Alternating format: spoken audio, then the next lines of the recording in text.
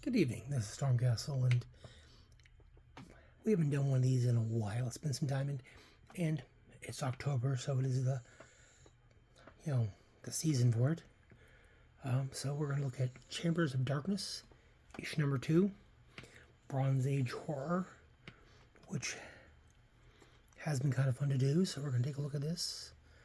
Kind of go through there. Stanley is the editor, Neal Adams and Roy Thomas does the script, Marie Severin does the art, and Trimpe and Sutton are the inks. So, Marie Severin, I believe she just died recently, and I believe she's known for some Wonder Woman stuff. So, we're going to take a look, and this is published bi-monthly from 1969. So, technically speaking, I think it's Silver Age, but I'm pretty sure, came out in the 70s, so Bronze Age. And we're going to take a look at it. It says, good evening, my friends. Welcome to the funeral parlor, that is. Gravely is the name, Headstone P. Gravely, not to be confused with a less polished but unfortunate necessary colleague who prefers to be known only as Digger. While we're waiting for my spade-wielding associate to dig up a date, perhaps I'll just spin you one of the stories I so love to tell. After all, you seem like such a warm person and so natural and all. I'll call this little tidbit Forewarned is Forearmed.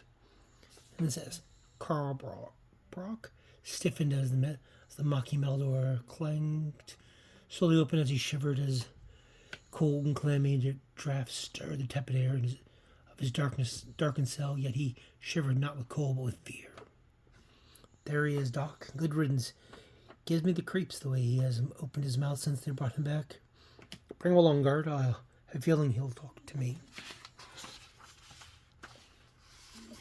And he says, no, don't stop struggling, Brock. You know how lucky you are. The best head shrinker in the state is going to have a go at you.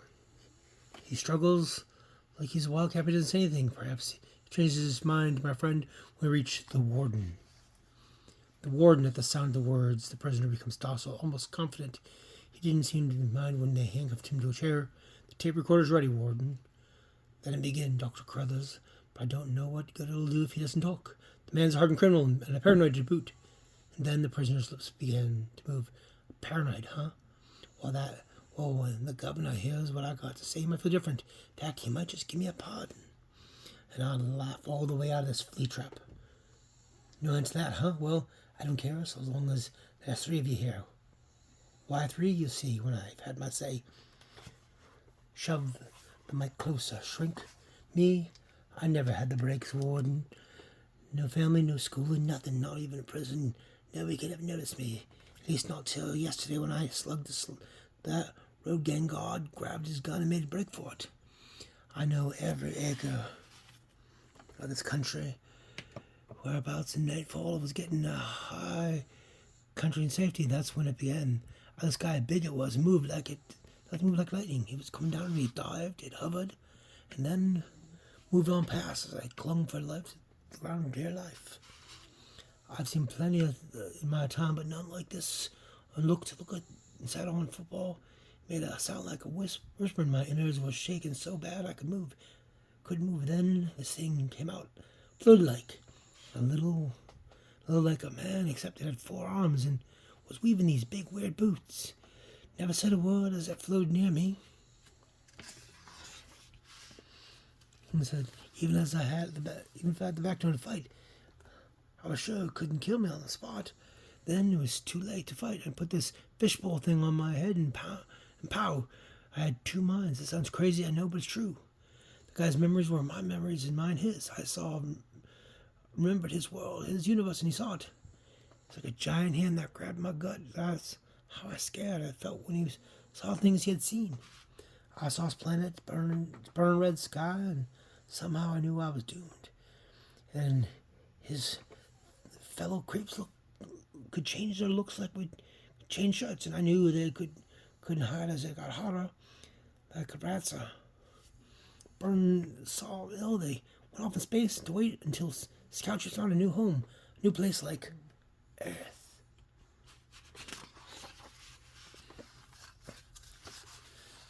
Suddenly, I realized my mind was hurt like a leech was being drained my brain. Suddenly, I didn't figure I was smart enough to notice it, but I did. I jerked the helmet off. You weren't going to mess with my mind. It was a waste chucking that helmet at that creep, but it gave me time to draw my gun. I couldn't believe it. Bullets just slowed down and fell to the ground. When I took off, the thought of that thing getting my mind again made me move like a jackrabbit. I knew the highway was just down the slope. I took a chance of being killed, tumbled down a hill, and when at the bottom, I was almost, and when I raised my head, he was just about to grab me. A car came around the bend. That creep lit out of there like the devil was nipping on his hocks. So did I, right at the car, screaming, waving my arms like a raving maniac. It was a police car, man. I've never so happy to see a cop in my life. Well, you seem to be finished and have it all on tape. Thanks, Doc. I hope I didn't waste your time. I'll have Brock taken back to his cell now. Back to my cell? Just like that? Is every nuts? Can't they see what I'm telling you the truth? They gotta believe me. They gotta. Please call me immediately after you work on the tape, Doc. Of course, Warden. Gotta convince them all an hour before they take him away. They gotta believe me. A couple pages of ads. And the psychiatrist returned to his room. He was anxious to take proper care of the tape, so he called the warden. Warden, click. Yes, Warden, I put out the tape through the tests, but the results are still gibberish. And that's it. I'll notify the proper authorities. It's unfortunate your theory didn't work out, Warden. If Brock's voice had somehow been sped up, so it's been recognizable, it would have been a scientific first. But as I said, excuse me, I'm lighting my pipe. Haha, Doc, you must have 3 hands. Is that what you're talking about? An uncomfortable maneuver at best. Of course, Carl Brock had to be taken away. It's the best thing for him. He's going to be nicely to where he's going to, please, you gotta believe me, you gotta. Listen to him, those sound noises like squeaky springs. He's batty, all right. By the time anyone figures out what he's saying, they've completely taken over. And here comes Brock to add to the loony bin. And I was so sure to have another customer for my casket emporium. Oh well, perhaps cousin Diggo will turn up something suitable in the next story. So, this one is Face of Fear, script by Stan Lee, script by Archie Goodwin, art by Sid Shores. What's this, you're dying for a good old digger to dredge up another shovelful of shivers? And you're gapping at the generation gap instead. Don't fret, fiendish fans. Young Freddie Garrick here may be dueling with Dad now, but soon he'll be eyeball to eyeball with the Face of Fear. No arguments, Freddie. You're going into that bathroom and shave, or you're not leaving this apartment. I've tolerated long hair and crazy get-up, but why won't you have a look at one of the Smith brothers? It's my face. Why can't I grow a beard if I want to?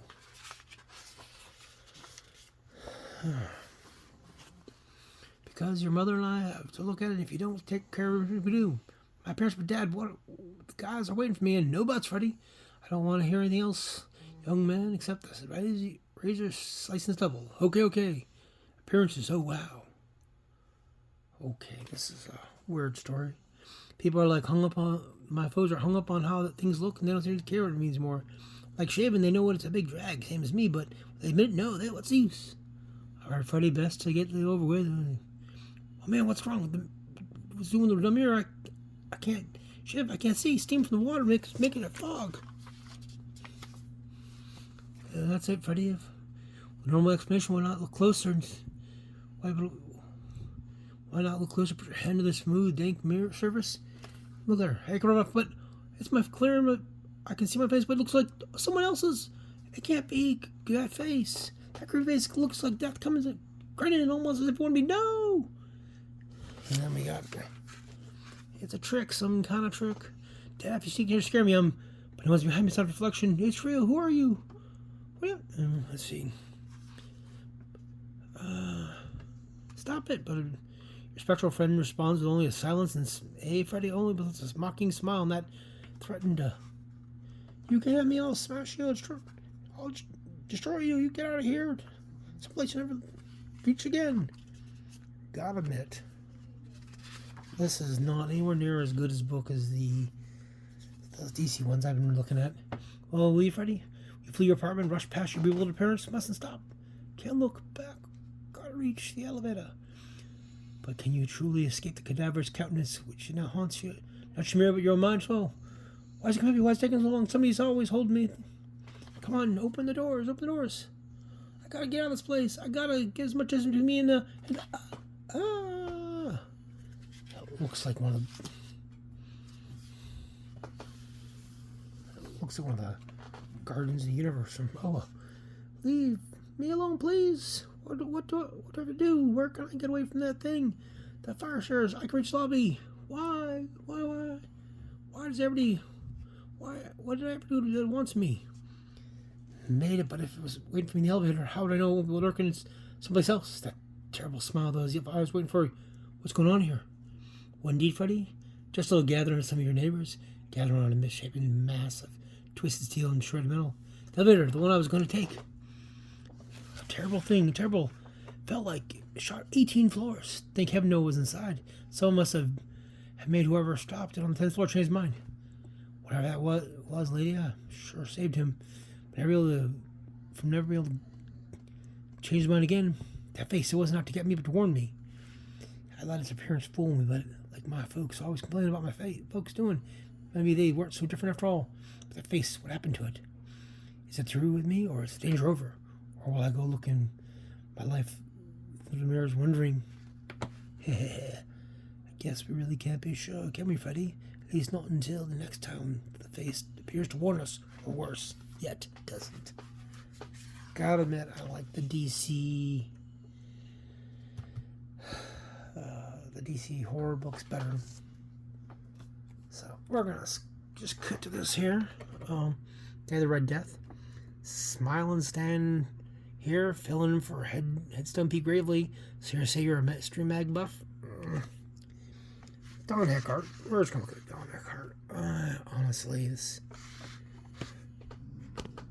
not a fan of this book. The other one was had Jack Kirby, and I really enjoyed that.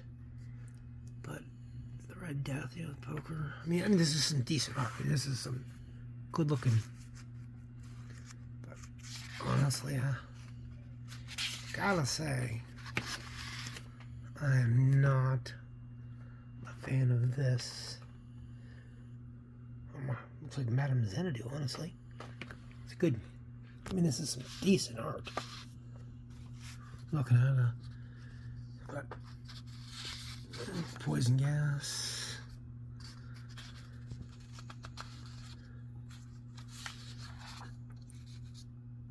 I mean, it is really good art. It's based on The Mask of the Red Death by Poe. But honestly, Chambers of Darkness here, Marvel's horror book, the horror anthology, like the ghosts and stuff from DC. Really, I don't know. I'm gonna do some more. I got some more DC books. I got a stack I'm gonna go through. Their ghost books seemed a lot better. The first one I did is Chamber of Darkness 5. I got because it had a Jack Kirby story in it, and I wanted to look at Jack Kirby because Kirby art's always nice. But I gotta admit, there's a June 23rd, 1971 stamp from distribution. I'm not a fan of this magazine, and I honestly would probably not get any more unless there was a Jack Kirby. Or I think the other one else had burning rights in it too, so that might be interesting. But gotta say, for horror, I'm not a fan of this. If I find another copy for a couple bucks, I might consider picking it up. But honestly, unless it's a Kirby story, I'm not gonna touch it. This really feels like a swing and a miss. Anyways, this is Stormcastle. Just wanted to show off another horror book, and thank you for everybody who sat in for as far as it is. If you like seeing these kinds of videos, comment. what you thought about this. I said I was not a fan of this book. And subscribe if you haven't subscribed, and honestly share it. I got some other ghost books that look really good, and they feel like a much better quality. So, but I hope you enjoyed this, and tell me what you thought of the story. Anyways, have a good one.